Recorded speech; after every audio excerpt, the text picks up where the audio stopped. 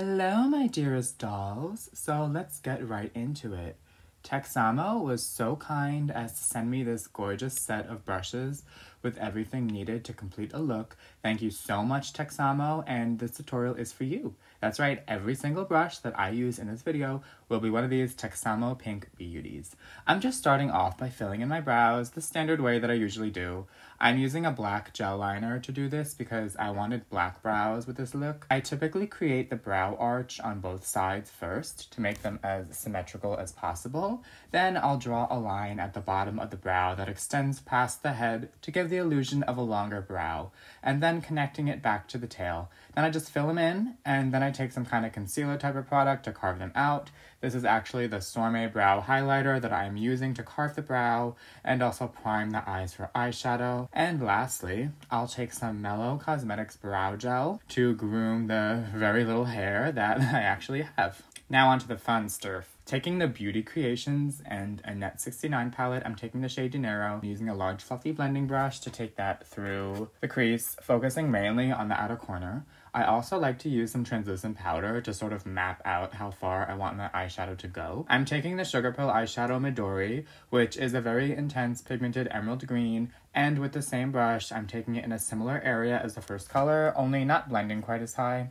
Taking the Juvias Place Explorer palette, which I'll be using a lot in this tutorial, I'm taking this color Taraba, which is a light green that has a bit of a yellow undertone to it, and I'll be applying this mainly in the inner crease of the eye where we don't have as much color, and then using the brush to blend into the other colors. Now, to get some definition, I'm switching to a smaller brush and taking this dark green, and this color I truthfully have no idea how to pronounce, so I'm just going to leave the name on the screen here, and hopefully one of y'all can help me. By the way, I'm so sorry for being at the bottom of the frame a lot in this video. I definitely need to work on staying in the frame while filming. I then took one of my favorite blacks, which is the shade Top Hat, and placing that in a similar area to the dark green, only not blending as high. I'll also take the bigger blending brush that we used to the lighter colors to blend everything together seamlessly. Then I'll add more black to bring back some of that definition we lost from blending. I decided I wanted the green to extend a little bit higher above the crease, so I took the color Taraba and used it to blend a bit higher. Taking the color Ija, I'm putting that on the brow bone and then blending again with a larger brush to merge colors together. I'm taking some concealer and carving out the eyelid, since we are going for a cut crease eye look, making sure we have a nice clean line at the crease and full coverage on the lid.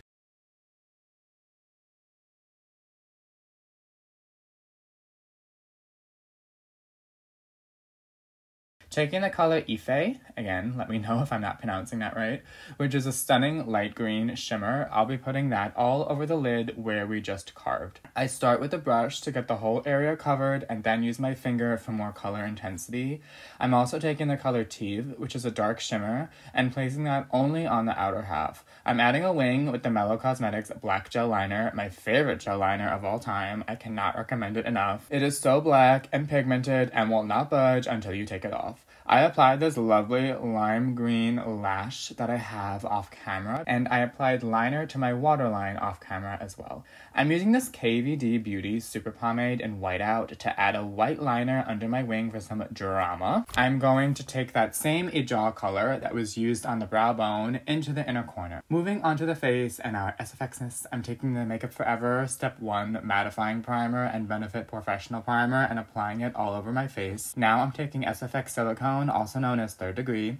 The way this works is you have to mix part A and B together and then apply it diligently, as mixing them together creates a reaction which causes them to harden over the course of 10 minutes. So you have that much time to work with it and get the shape you want.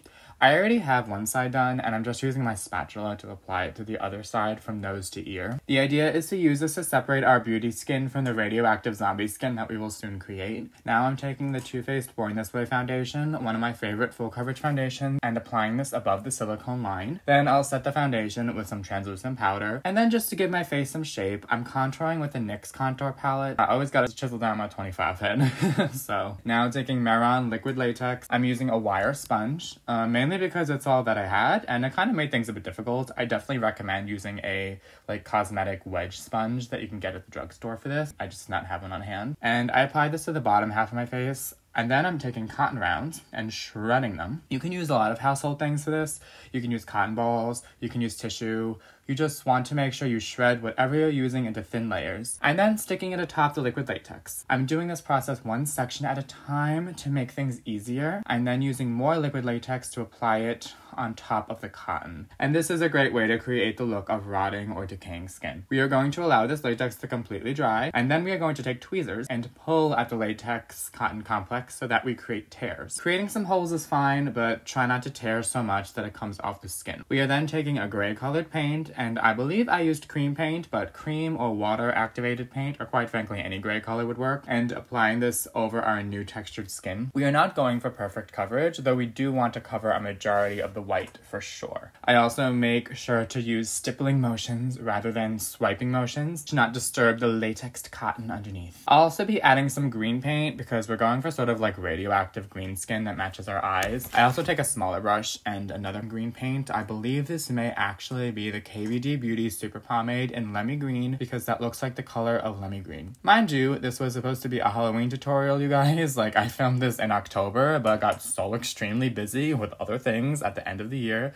that I had no time to edit. I'm using a smaller brush to try and cover certain areas more precisely, get a bit more of that white covered, and also I noticed that my real skin was sort of showing a bit underneath the line of silicone, so I also wanted to apply some color there to merge the seams. I also go back and forth with the colors to give a more dynamic effect. I'm going in with some of this Artist Couture Diamond Glow Powder in the shade Gold Digger, which is a loose highlighter. I added some of this in select areas to try and give a sort of glowy, radioactive effect to the zombie skin. I really wish I had like some neon paint or a very bright green color because I feel that would have given the effect I really wanted, but I still love the way this turned out. I'm also going to take that same Ife shade that we used on the eyes and also apply it over the entire skin, the zombie skin. This will not only give more dimension, but also help set the cream colors in place. I'll also put some of that Artist Couture highlighter on the high points of my face. Finally, moving on to the under eye, I'm essentially just applying similar colors that was used on the lid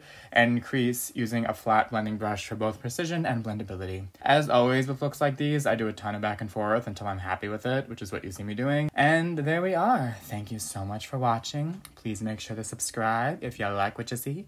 Share it to the world. Share it to the children. And I will see you next time. Bye!